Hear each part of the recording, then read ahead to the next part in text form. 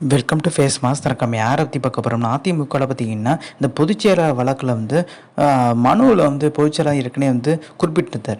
அது மிகப்பெரிய லெவலில் பார்த்தீங்கன்னா பேசும் பொருளாச்சு. ஏன்னா வழக்கே பொதுச்செயலாளர் வழக்கு தான், பொதுச்செயலாளர் செல்லுமா செல்லாதான் ஆடிட்டு இருக்கும்போது நீங்கள் எப்படி பொதுச்செயலாளர்னு சொல்லி நீங்களா போடுவீங்க, அது ஜட்ஜு தான் தீர்ப்பு கொடுக்கணுன்ற மாதிரி பார்த்தீங்கன்னா ஓபிஎஸ் ஒரு வழக்கறிஞர் சொன்னால், அப்போ எடப்பாடி பழனிசாமி திருத்தப்பட்ட ஒரு மனுவை பார்த்தீங்கன்னா கொடுத்துருக்காரு. நேற்று அந்த மனுவில் இணை ஒருங்கிணைப்பாளர்னு சொல்லி போட்டிருக்காரு. இது மிகப்பெரிய லெவலில் பார்த்தீங்கன்னா ஓபிஎஸ் அன்னைக்கு ஒரு தெம்பு கூட்டியிருக்காங்க. அப்போ எடப்பாடி பழனிசாமி இப்பயும் இணை ஒருங்கிணைப்பாளராக கேட்டிங்கன்னா கிட்டத்தட்ட பார்த்தீங்கன்னா ஆர்டிஐ தகவல் படி அதுதான் பார்த்தீங்கன்னா உண்மைன்றாங்க. இன்னும் பார்த்தீங்கன்னா அந்த வழக்கோட தீர்ப்பு வரல. தேர்தல் ஆணையம் பார்த்தீங்கன்னா இந்த வழக்கு பொதுச்செயலாளர்னு சொல்லிட்டு பார்த்தீங்கன்னா ஒரு மென்ஷன் பண்ணி காமிக்கிறது. நிறைய வழக்கில் பார்த்தீங்கன்னா எடப்பாடி பழனிசாமி தான் ஜெயிச்சிருந்தார், ஓபிஎஸ் தோல்வியை தான் கட்டியிருந்தார். அதன் அடிப்படையில் தான் கொடுத்துருந்தாங்க. ஓபிஎஸ் ஒரு பார்த்தீங்கன்னா கோர்ட்டுக்கே போகாமல் இருந்திருந்தால் ஓபிஎஸ் ஜெயிக்கிறதுக்கான வாய்ப்புகள் அதிகம்ன்ற மாதிரி பார்த்தீங்கன்னா ஓபிஎஸோட ஆதரவாளர் இருந்த புகழேந்தி சொல்லியிருந்தார். ஸோ இதெல்லாம் வச்ச பக்கம்போது எடப்பாடி பழனிசாமிக்கு பார்த்தீங்கன்னா இந்த பொதுச்செயலாளர் வழக்கு மிகப்பெரிய லெவலில் கை கொடுக்கான்றது பார்த்தீங்கன்னா தெரியுது. அவர் பார்த்தீங்கன்னா அதனால தான் அவசர செயற்குழு கூட்டமே கூட்டாருன்ற மாதிரி ஒரு தகவலும் வெளியே இருக்குது. எடப்பாடி பழனிசாமி அவசரமாக செயற்குழு கூட்டுற அளவுக்கு என்ன பிரச்சனைன்ற மாதிரி கேட்பீங்க. மாவட்ட செயலர் கூட்டம் 9ஆம் தேதி கூட்டிருந்தாரு.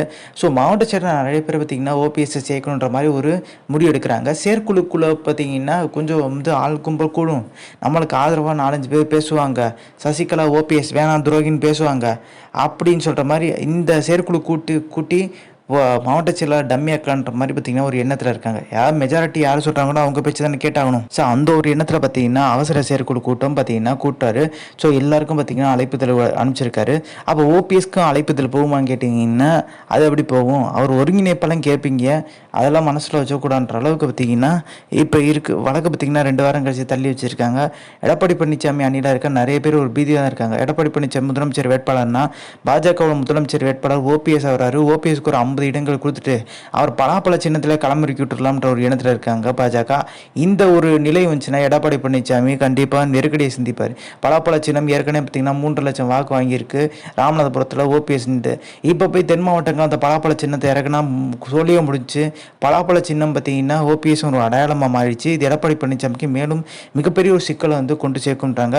அதில் எந்த ஒரு எடப்பாடி பழனிசாமிக்கு பார்த்தீங்கன்னா இரட்டை இலை வச்சுட்டே தோத்துட்டுறது மிகப்பெரிய லெவல். இப்போ இந்த இரட்டை இலை சின்னம் பார்த்தீங்கன்னா ஓட்டு வாங்கியிருக்காருல கணிசமாக, அது கூட எடப்பாடி பழனிசாமி சொந்த செலவாக்கில் வாங்கலை. இரட்டை இலை எம்ஜிஆர் கட்சி, ஜெயலலிதா கட்சி, அதன் அடிப்படையில் பார்த்தீங்கன்னா மக்கள் போட்டிருக்காங்க, தொண்டருக்கு போட்டிருக்காங்க. அதுவும் ஒரு சில பேர் பார்த்தீங்கன்னா 2.5 கோடி தொண்டர்கள்னு சொல்கிறது 86 லட்சம் ஓட்டு தான் வாங்கியிருக்கிறது பார்த்தீங்கன்னா மிகப்பெரிய அதிர்ச்சி. இதுலேருந்தே தெரிஞ்சிருக்கும் ஓபிஎஸ் சசிகலா நீக்கிறது டிடி நீக்கிறதெல்லாம் பார்த்தீங்கன்னா ஒரு தாக்கத்தை ஏற்படுத்தியிருக்குன்னு சொல்லிட்டு இந்த ஒரு தாக்கத்தினால தான் எடப்பாடி பழனிசாமி மேலும் பார்த்தீங்கன்னா சிக்கலில் மாட்டியிருக்காரு. எடப்பாடி பழனிசாமி நெருங்கிய விட்டத்தில் இருக்க நிறைய பேர் பார்த்தீங்கன்னா ஓபிஎஸ் இணைக்குன்ற ஒரு அழுத்தம் கொடுத்தும் எடப்பாடி பழனிசாமி கேட்கவே இல்லை. இதுக்கு மாறா பார்த்தீங்கன்னா இப்போ எடப்பாடி பழனிசாமிக்கு எதிராக களமிறங்க போதே சட்டமன்ற தேர்தலில் அண்ணாமலை தான் அவர் சொந்த தொழிலில் களமிறங்க போகிறான்ற மாதிரி ஒரு பேச்சு போயிட்டு இருக்கு. பட் இது எந்த அளவுக்கு உண்மைன்னு தெரியல. எடப்பாடி பழனிசாமிக்கு பார்த்தீங்கன்னா ஒரு ஆஃபர் கொடுக்குறாங்க. தமிழக பாஜக அவரை மாற்றணும் தொடர்ந்து அவர் தான் கேட்டிருக்காரு. ஸோ நைனா நாகேந்திரன் போட்டு பார்க்கலான்ற ஒரு எண்ணத்துக்கு இப்போ வந்திருக்காங்க. நைனா நாகேந்திரன் போட்டால் அவர் ஏற்கனவே அதிமுக இருந்தவர், சுமூகமாக முடியுன்ற ஒரு எதிர்பார்ப்பு இருக்குது. பட் சுமூகமாக முடிஞ்சுன்னா மிகப்பெரிய லெவலில் எடப்பாடி பழனிசாமி தான் சிக்கல். கொங்கு மண்டலத்தை முழுமையாக பார்த்தீங்கன்னா பாஜக கைப்பற்றதுக்கான வாய்ப்பு இருக்குது. ஏன்னா 2வது இடத்துக்கு பார்த்தீங்கன்னா இந்த எம்பி எலெக்ஷனில் அண்ணாமலை வந்திருக்கிறது மிகப்பெரிய லெவலில் ஆச்சரியப்படுத்திருந்துச்சு. எடப்பாடி பழனிசாமிக்கு சிக்கல் கொடுக்க ஒரு விஷயமா பார்த்தீங்கன்னா அண்ணாமலை ஒட்டும் தான் இருக்காரு. அது மட்டும் கிடையாது, எம்எல்ஏக்களை பார்த்தீங்கன்னா ஜெயிக்க முடியாட்டியும் 2ஆயிரம் வர அளவுக்கு பாஜகவினருக்கு செல்வாக்கு இருக்குது. ஆனால் அவங்க அதை எதிர்பார்க்கல, ஜெயிக்கணும். கொங்கு மண்டலத்தை ஏற்கனவே வானதி சீனியர்ஸ் 4-5 எம்எல்ஏக்கள் உருவாகிட்டாங்க. திருப்பி அவங்களோட எம்எல்ஏவை தக்க வச்சுக்கணும்னு சொல்கிறக்காண்டி பார்த்தீங்கன்னா அதிமுகவோட தயவு வேணும், பாமகவோட தயவு வேணும், அந்த மாதிரி பார்த்தீங்கன்னா பாஜக யோசிக்கிறாங்க. அதனால தான் எடப்பாடி பழனிசாமிகிட்ட தொடர்ந்து ஒரு அழுத்தம் கொடுத்துட்டு வர்றாங்க. எடப்பாடி அணியை பார்த்தீங்கன்னா 2-3 துண்டாக பார்த்தீங்கன்னா உடைக்க முடியும், ஸோ வேலுமணி வச்சு. ஆனால் அது பண்ணவே இல்லை. ஆனால் டிசம்பருக்குள்ளே பார்த்தீங்கன்னா அதுவும் நடக்குன்றாங்க. அது நடந்துச்சுன்னா எடப்பாடி பழனிசாமிக்கு எவ்வளோ செல்வாக்கு இருக்குன்னு தெரிஞ்சிடும். ஏற்கனவே பார்த்தீங்கன்னா ஆலோசனை கூட்டத்தில் எடப்பாடி பழனிசாமி வரும்போது எவ்வளோ வரவேற்பு இருந்துச்சோ அதோட டபுள் மடங்கு பார்த்தீங்கன்னா வேலுமணிக்கு வரவேற்பு இருந்தது தான் எடப்பாடி பழனிசாமிக்கு வயிறு ஆரம்பிச்சிச்சு. எடப்பாடி பழனிசாமி கட்டுப்பாட்டில் பார்த்தீங்கன்னா நிறைய எம்எல்ஏக்கள், மாவட்ட செயலாளர்கள், செயற்குழு உறுப்பினர்கள், கிளை செயலாளர்கள் ஒன்றிய செயலாளருக்கு சார்பு உறுப்பினர் சொல்லிட்டு பார்த்தீங்கன்னா நிறைய அமைப்பு சார்ந்தவங்க பார்த்தீங்கன்னா எடப்பாடி பழனிசாமிக்கு விட பார்த்தீங்கன்னா வேலுமணி தான் அதிக ஆதரவு. எடப்பாடி பழனிசாமி ஓபிஎஸ்ஸை காலி பண்ணு சொல்கிறக்காண்டி தன்னோட ஆதரவாளர் போட சொல்லி பார்த்தீங்கன்னா ஆட்சியில் இருக்கும்போது சொல்லிட்டாரு.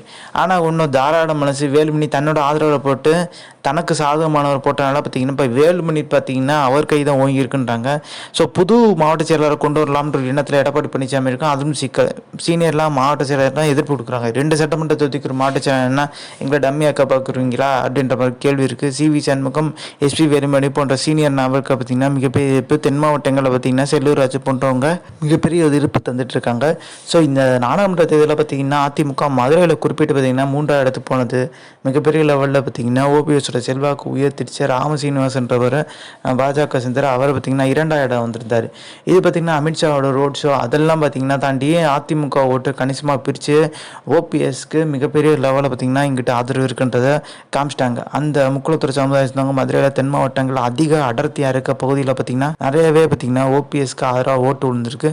எடப்பாடி பழனிசாமிக்கு மேலும் சிக்கல் தரும் வகையில் எடப்பாடி பழனிசாமி ரொம்ப நம்பிட்டு இருக்க சேலம் எங்கோனும் பார்த்தீங்கன்னா பல்ட்டி அடிச்சிட்டாரு.